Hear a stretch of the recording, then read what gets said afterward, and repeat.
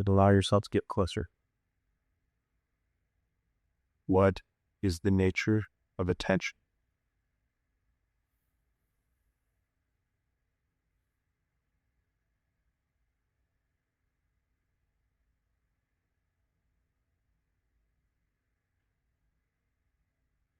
That particular chant was it was the first exposure I ever had to any kind of Buddhism. Right after meeting Angelo, he had sent that to me, that exact chant. And I would listen to it while driving. And so much of it just rang true. There was something in the paradox of emptiness is form, and form is also emptiness, that just so resonant and so true. I'm not sure what really stood out for you as you listen. There's definitely something that you heard that still echoes. And for me, it was there is no origin of suffering. There is no cessation of suffering. Because at that particular point in time in experience, it seemed like, oh, there was definitely suffering. I recognized a lot of the paradoxes of what seems to be our reality, but still seemed like a lot of struggle and pain. And every time I would hear it, that's the thing that would ring out. And it would bring me to tears. I would cry and drive crying. And that was the message. It was to explore that more directly in that moment. So whatever the message is for you, whatever seemed to stand out in that chant, I definitely encourage you to explore that a little bit more during this retreat, whatever it was. Maybe there's a bunch just kind of ringing in your space right now. That's also okay. When we start to explore the nature of attention, there is such a crucial distinction, at least initially, between what we usually consider to be focus and what is inherently attention. Attention itself has a width, yet focus has an aperture, much like a camera tends to kind of close other information out. Thought is excellent at getting us to hone in on a focus. And so as we begin to practice a little bit more organically, we start to realize that attention is already presenting itself in the moment, and sometimes rapidly. Right now, you may start to notice sensation in your body that takes a form of some sort of density, maybe something in the gut, maybe something in the hips, in the toes. Attention is already there by the time you explore. Allow that aperture to continue to open because it's being presented for you all the time. There doesn't have to be a focus. It's already done. The word presence gives us a lot of clues. Presence is pre-sensing. That's what that is. It's actually a literal word. It basically means that there is something here before we intellectually realize it's here, and then we bring our attention to it. It's a sense that's here before we realize it's here, and then we bring our full attention into that experience. That's presence right there. Sensing, that's it. And while I am illustrating this as simple because it is, I also am not moving beyond the fact that I know it can still be challenging for us. So that's also recognized. Another paradox seems to show up here. Just because it's simple doesn't make it easy. In fact, that's exactly why it's so challenging, because the mind is hell-bent on creating connections where there are none. This is the nature of confirmation bias. This is the nature of distortion, delusion. Tend not to subscribe to the word illusion because illusion isn't entirely true. What we do experience in thought does have some level of truth to it, but it's being distorted, that's all. Thoughts can actually guide us back into the senses if we listen to the secret language of thought. Another inquiry. What is the secret language of thought? Sit with that for just a moment.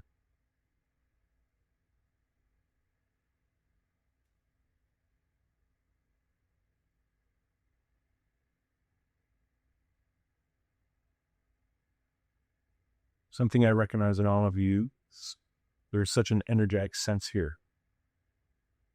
What is the energetic sense of thought? Or we could put that another way. What is thought doing? See if you can allow yourself to continue to bring attention to the verb of thought rather than the content, rather than the nouns.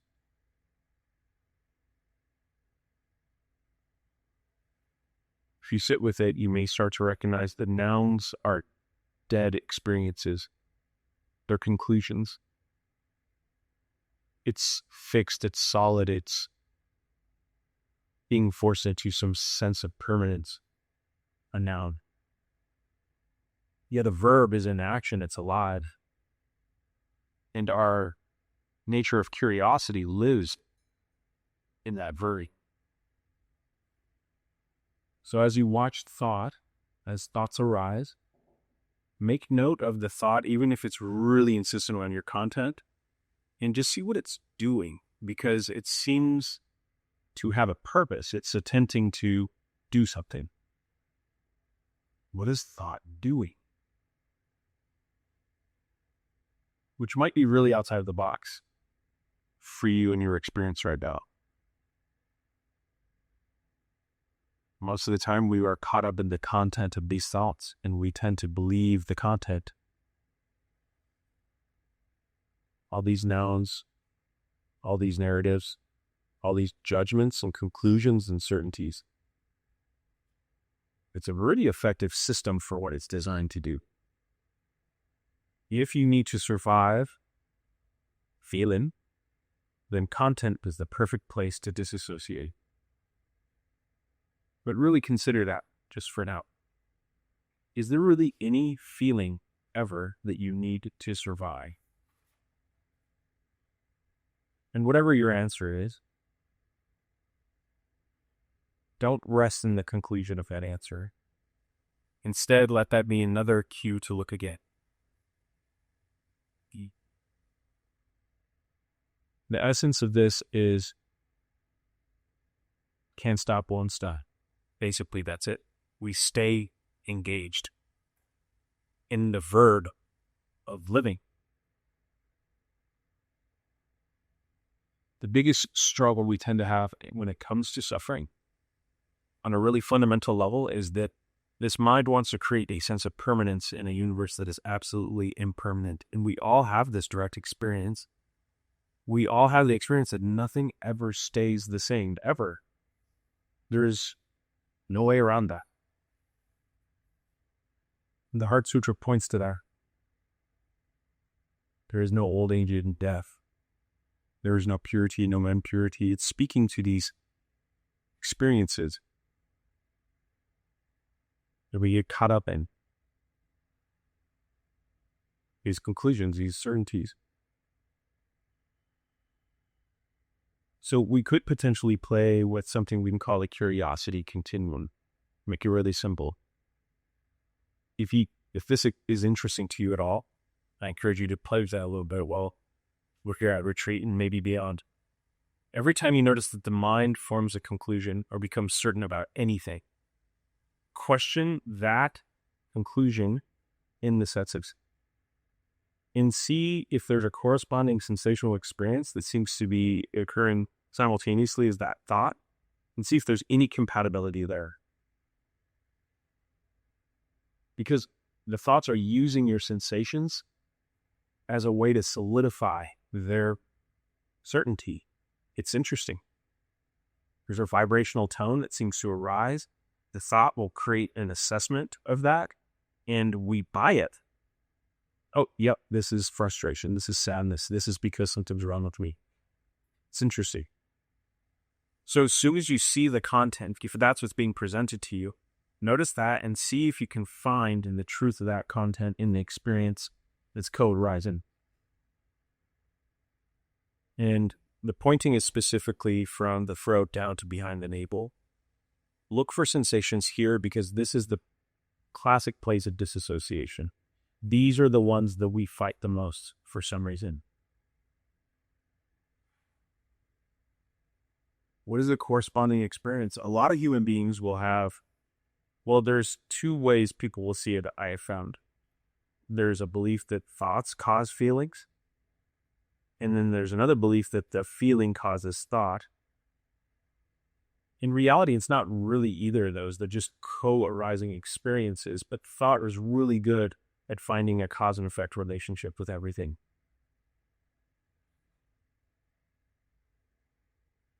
But because most of the time we have a feeling that these experiences out here and these thoughts are causing what we're feeling, we get caught up in that conclusion continuum. We get kind of locked into a track there.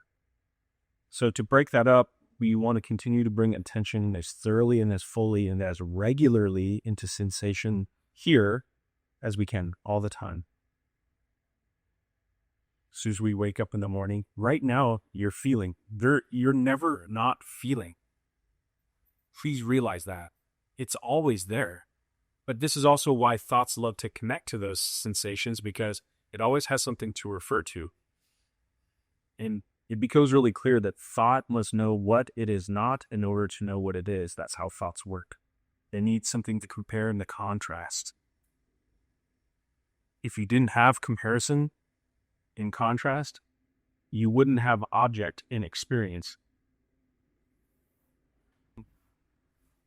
Its favorite place to create comparison in contrast is in the ubiquitous place of sensing, right here, the energetic space, right here, where this other brain seems to live. Please get to know that space. This is the most primary path of authenticity. It's felt. Your authenticity is a felt experience. Your intuition is a felt experience. And it all comes down to that nature of attention. And for now, to play with it, it may seem more like a focus. To bring as much attention into that experience as possible. And watch what happens with the thought when it cannot follow any further. Because if we are completely immersed in what we feel, you'll notice thoughts can't actually have any effect. In fact, you might notice they go silent. They cease in feeling. You may have noticed that during meditation. Or they become kind of irrelevant, almost like that twilight state when you're falling asleep or waking up. They're just kind of random thoughts that don't seem to have any relation to anything. Their connection power isn't as strong.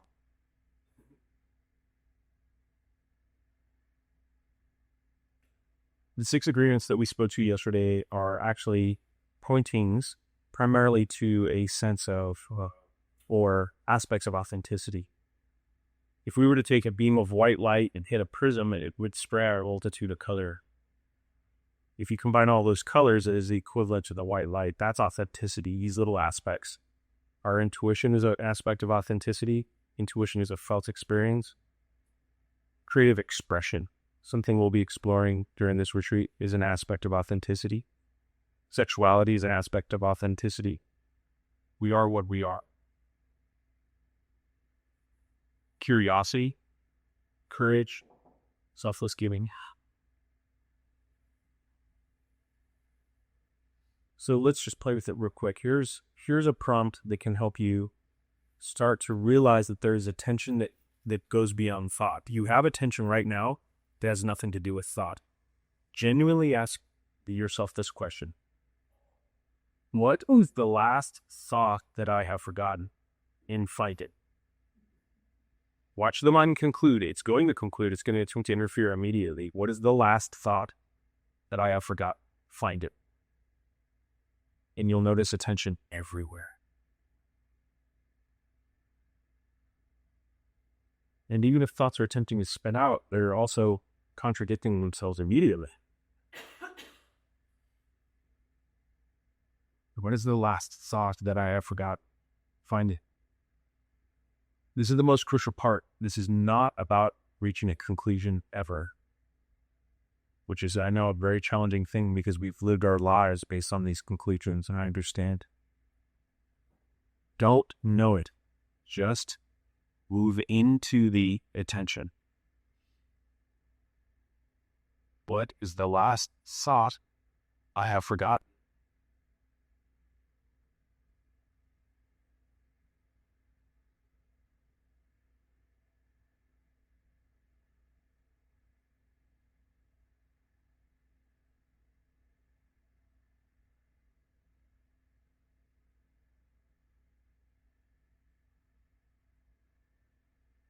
you may start to notice how attention moves right to the senses where it doesn't have any content and thought. It's pretty hard to find something that doesn't exist.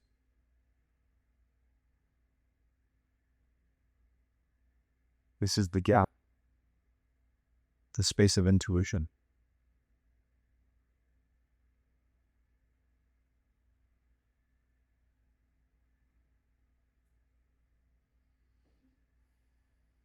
Maybe you are attention itself.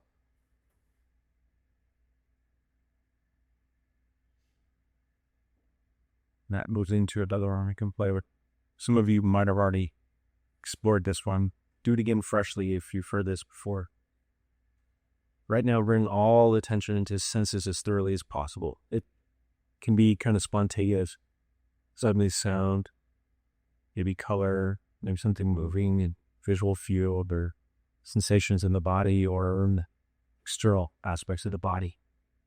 Tingling, pressure, texture, weight, heat, maybe spontaneous shapes or dynamic motion. Bring attention to the senses. And right now, see if you can find where there is no attention.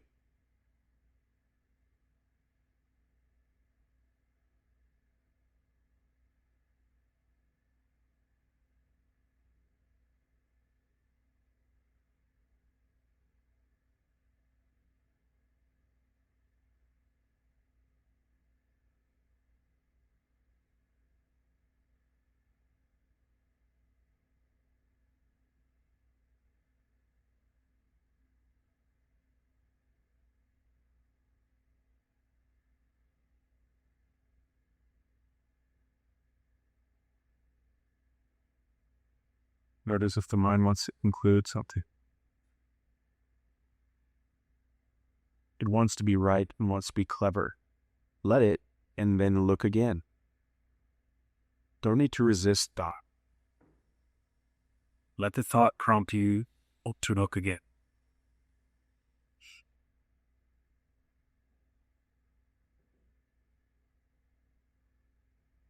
Does it want to conclude?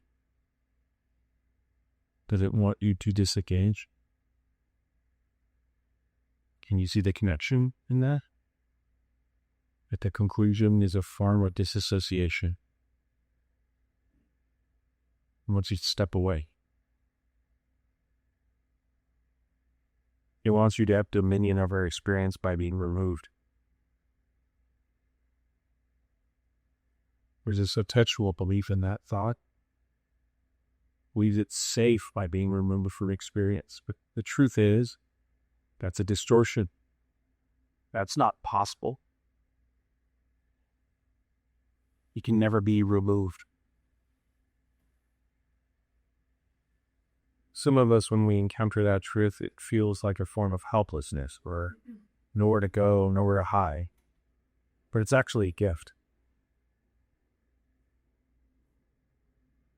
The first blush of freedom tends to have the first appearance as helplessness.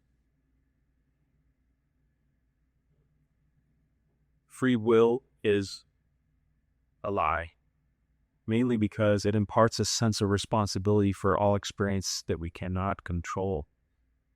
It's a trap. Don't fall for it. Instead, give yourself the opportunity regularly to step into this direct form of attention that's always present.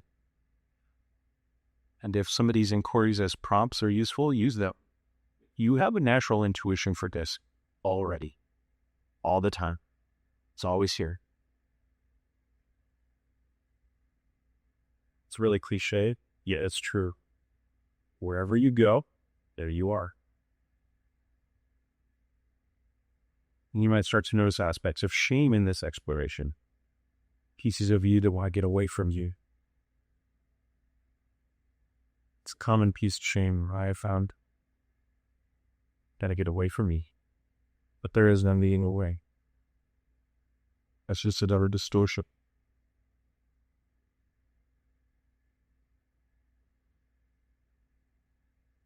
promise you it's a gift.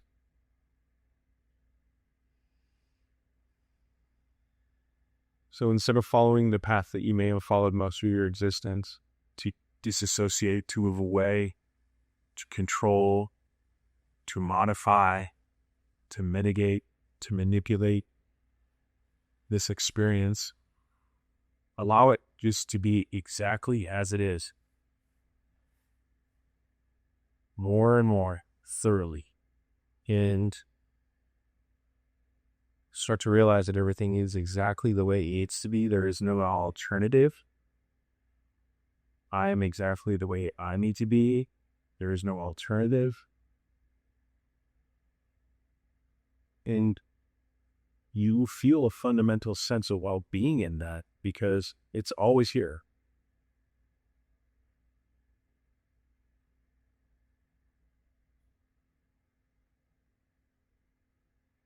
I'd like to encourage all of you to consider this, that maybe everything you've ever felt is the feeling of well-being.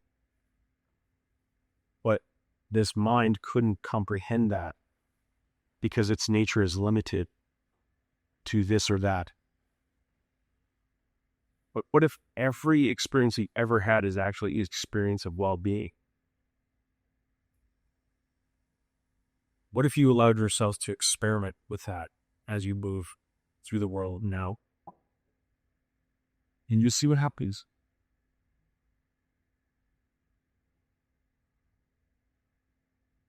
You may be feeling it now. Just has a vibrational tone to it. Feels good. Grandma's cookies. There's a tingly warmth.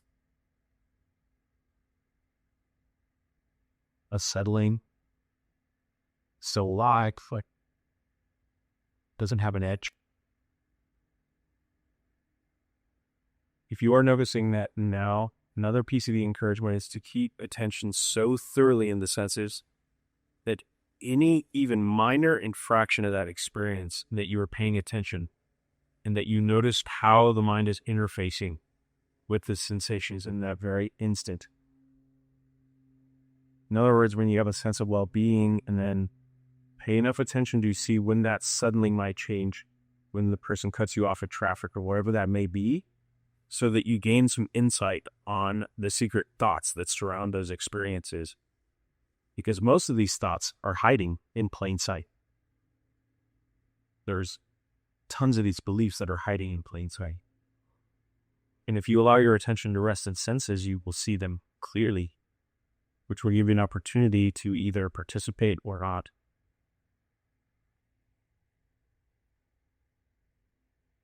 And that's where all insight seems to live, right there, that very precipice experience. You'll see the nature of reaction is not a sudden experience, rather it is a slow burn, but we only seem to pay attention when it spills over the cup. Most reactions occur weeks, months before the actual experience of trigger. Watch closely, stay here, be here, now. Notice the chicken and the egg experience. It's always showing up. We're looking at this externalized environment. We have this feeling sometimes that says, this isn't good enough out here, all of this. It's not good enough. But if you sit with that really, really closely, you'll start to see that actually what you're saying is, I'm not good enough to be with this as is.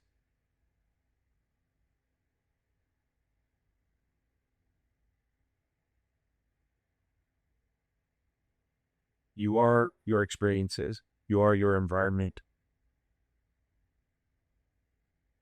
And as you stay close to the awareness and the attention, you will start to have more insight around that. It can be very inexplicable intellectually, but you feel it. Very similarly to the experiences that you had during breath work, it's something there. Your mind might attempt to explain it away. Don't allow that. Oh, I was hallucinating. Oh, that's not real. There's no point. Please give yourself the benefit of the doubt. Allow yourself to experience at face value Whatever it seems to be, it is. You don't need to conclude, but that stands on its own. Don't explain it away. Don't know it. Don't understand it intellectually. And it will stay spontaneous and immediate.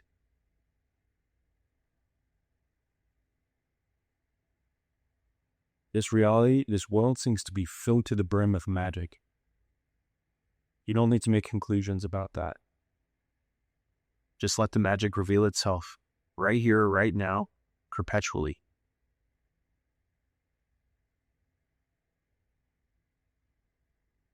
A lot of people will refer to the sensation as like a shimmering. Perfect. But however it arises is good enough. You don't need to compare that experience.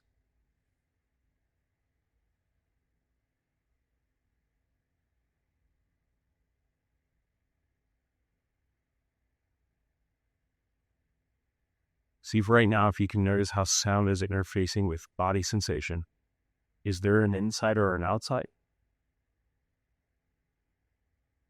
If there seems to be an inside or an outside, go to the very edge, the dividing line between the two. How is sound interfacing with sensation?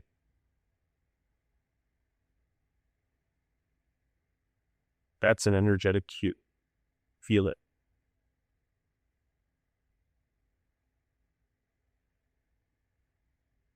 Do you notice the variety of sound?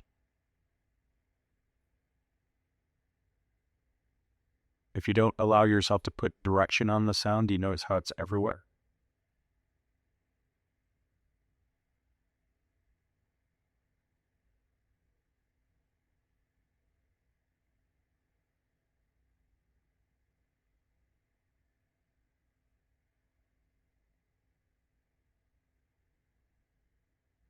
Do you feel vibration of the sound?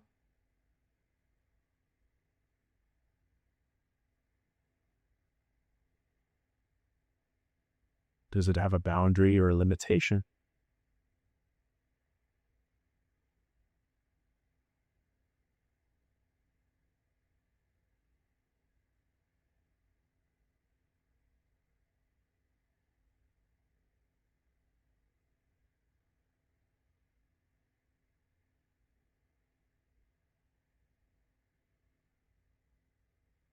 This is presence.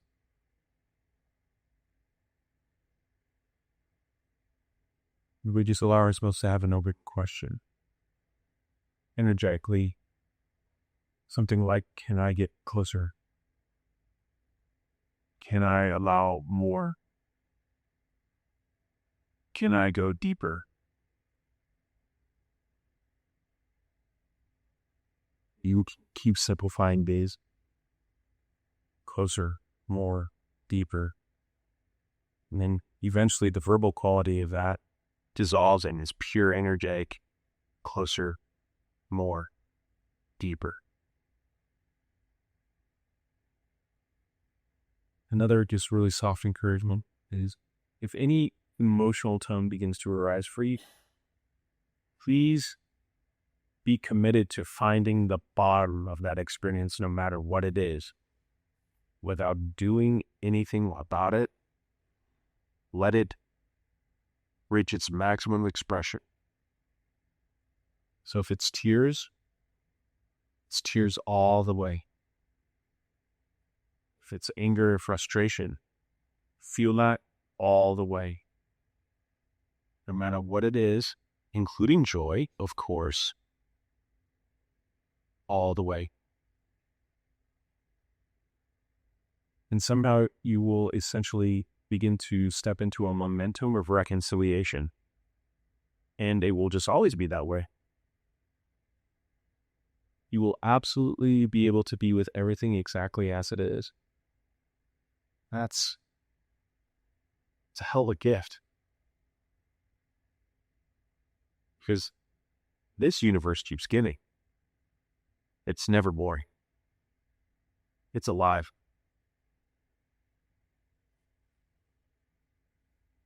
It's always new.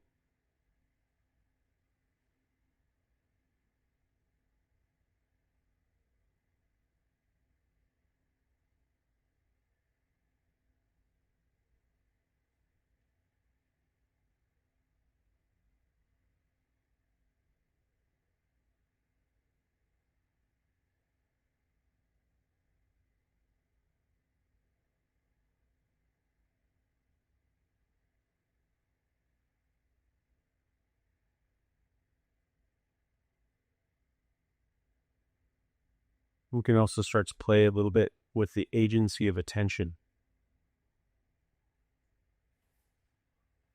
A lot of you along the non-dual path have probably heard the pointer that there is no doer, but that's an irrelevant pointing if in your experience there seems to be one who is doing something.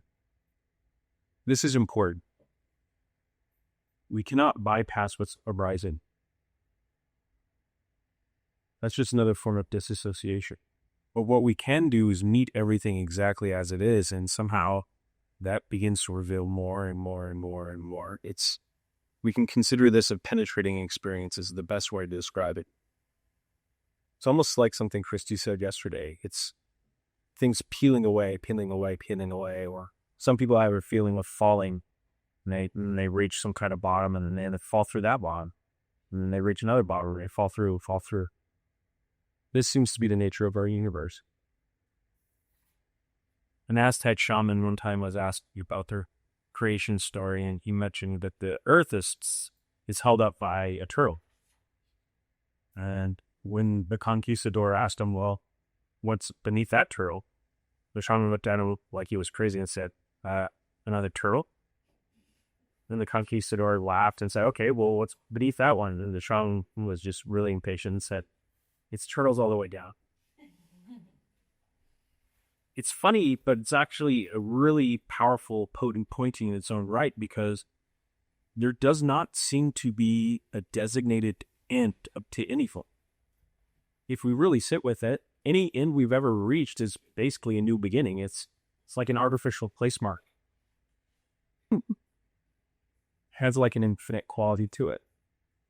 So there's nothing wrong with being presented with some kind of end or beginning, but that's where we immediately begin. So to play with the nature of attention or an agency of attention in something like this, initially it seems like we can shift our attention. Thoughts come up, I can give attention to those thoughts, or thoughts come up and I can bring attention into sensation. If that seems to be your experience now, then utilize that agency in this way. If it seems like you are able to shift attention willingly,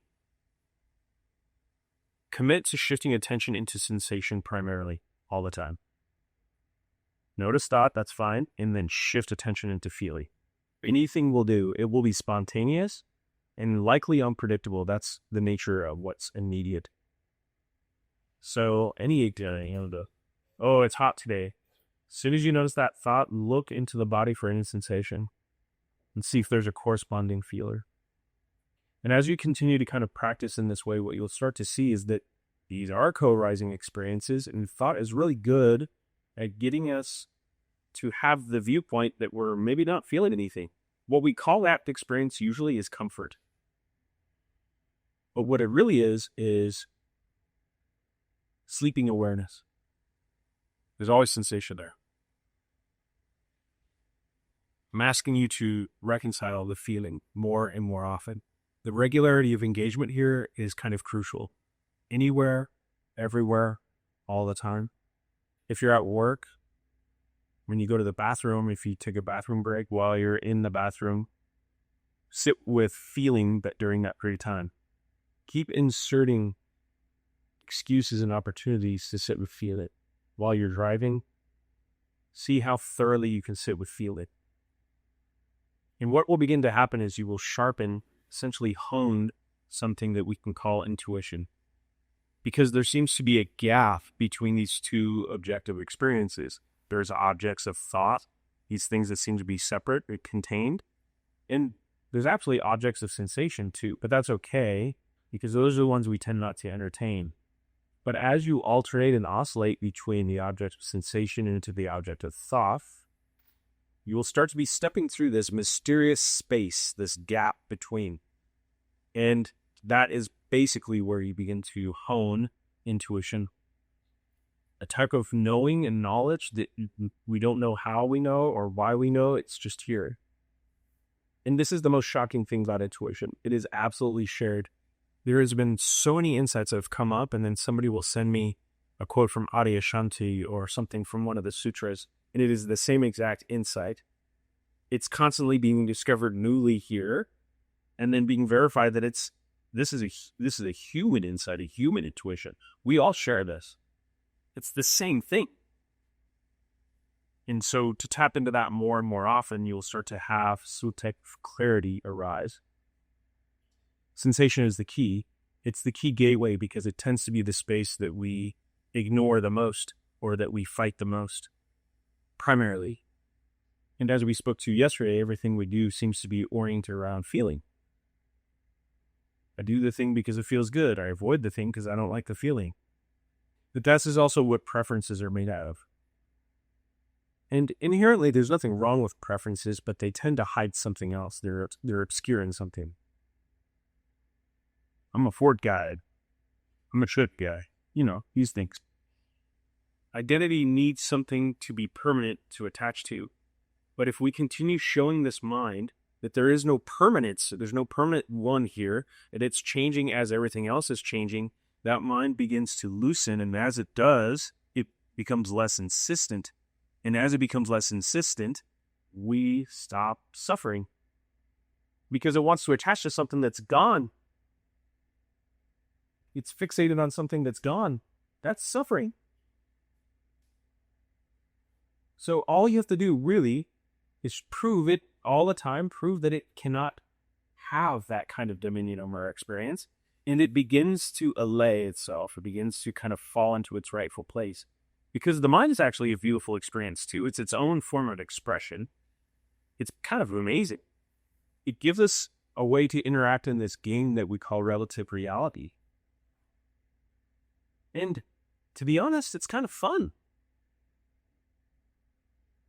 I remember there were periods of time I would look outside at the snow, and the thoughts would say, "You're a piece of shit, you deserve to die." That's what would come up. Now, when looking around, the thoughts are very simple. They say red. They say light. They say smile. Very simple. Just like an assistant, just assisting. It's kind of cute, actually. It doesn't have to be mean. But the reason it's being mean is because it actually thinks it's protecting you. We start to acquire this experience that we could just call existential kink. We get addicted to our pain because the whole purpose of the identity is to protect. And so it will even protect your pain. And that's what's happening all the time. What you view to be pain, it creates another barrier around that. It says, I will protect this pain. And then it just constantly cycles itself. This is the nature of an addiction. The pursuit of something to avoid something else. And that becomes cyclical. Ask yourself, where am I protecting my pain? You'll see that a lot of your identity is buried in what is painful.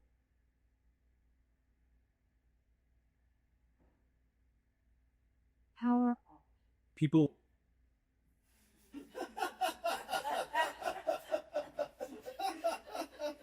That'd be cool. Maybe just use that as an actual timer.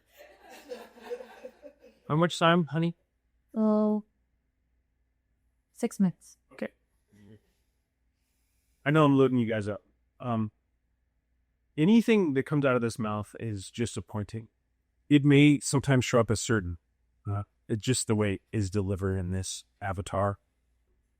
This is just all intended to prod something. If anything stands out, resonates for you, that's what the message is. That's it. If there's something you hear that doesn't seem resonant, but it does seem like it's something wants to fight that, that's another form of resonance. If there's something I said that you really hate, take a look there. If there's something I brought up that really sounds like yes, yes, yes to you, keep exploring that also. But ultimately, these pointings are just pointings. They're not the moon. I don't know if you're all aware of that, or I'll explain it. So there were two monks, according to the parable. There was actually a master and an aspirant, and the master was outside at night sitting on a hilltop, and the aspirant comes up and sits behind him or besides him, and the master points to the moon, and the aspirant looks at the tip of his finger, and the monk goes, because this is how Zen works. They like to meet each other, and the aspirant's like, oh, The master said, never mistake the finger for the wheel. It really comes down to these pointing. That's why we call them pointed. Is they're fingers, they're cues, but there's no actual truth buried into the words. There's only truth in the experience that it seems to ignite within you. That's the mood. If there's something that is just starting to stir in any of these words, that's the mood. That's where you are to look.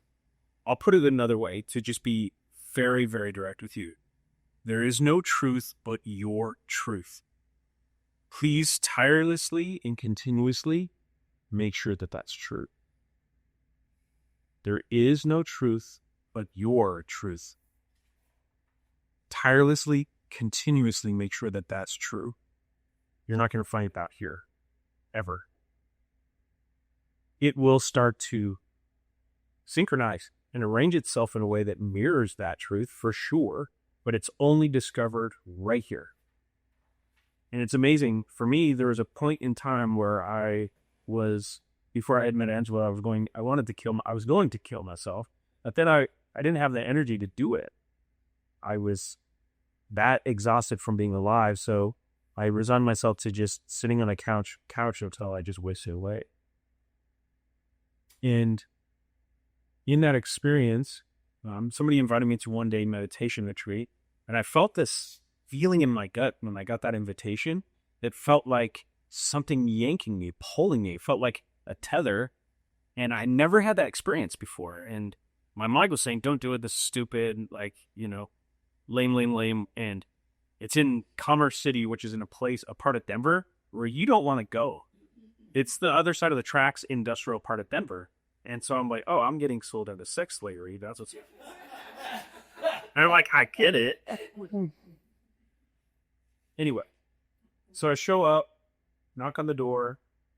Dude opens the door. He's got a faux hawk. This is what the memory's telling me. According to him, this never happened. I don't know. But he's got like a faux hawk and he's got a Backstreet Boys t-shirt. And he's like, hi, I'm Angelo. I'm like, okay. Definitely sex slavery. But we went inside and it was such an authentic, true connection in that space that it just kind of started to allay all expectation. And when we went downstairs for that first meditation, was guided, within 2 minutes, it felt like as if I had somehow become this little ball of energy right here and shot out of the head at the speed of light to the center of the universe. I had no body, nothing. It was just spontaneously dawn. And it felt maybe 2 minutes, and I heard the bell. And looking around and looking at the time, that had been an hour, and it was 2 minutes. It was just this sudden thing. Upon opening the eyes, everything had a golden glow to it, and it was just silent here. Nothing narrated any longer. And that really capped off something here. Sometimes it looks like resignation. Just as a reminder, if you feel resigned, that's not a bad sign. It's being co-opted, but resignation and realization are this close. Because the message we get in our culture about having to fight everything, we fight cancer, we fight disease, we fight through, you gotta win. That message is what really props up this identity that's intent to fight everything. If you do ever feel resigned, it doesn't mean anything in particular. It actually means you're getting closer to something. It's showing you something. There is nothing in your experience that is wrong or shouldn't be. This is so elegant. It's happening for you all the time. And if you watch closely, you'll see ways that you're interfering with your awakening all the time, with your realization all the time. It's doing it for you right now. I promise you.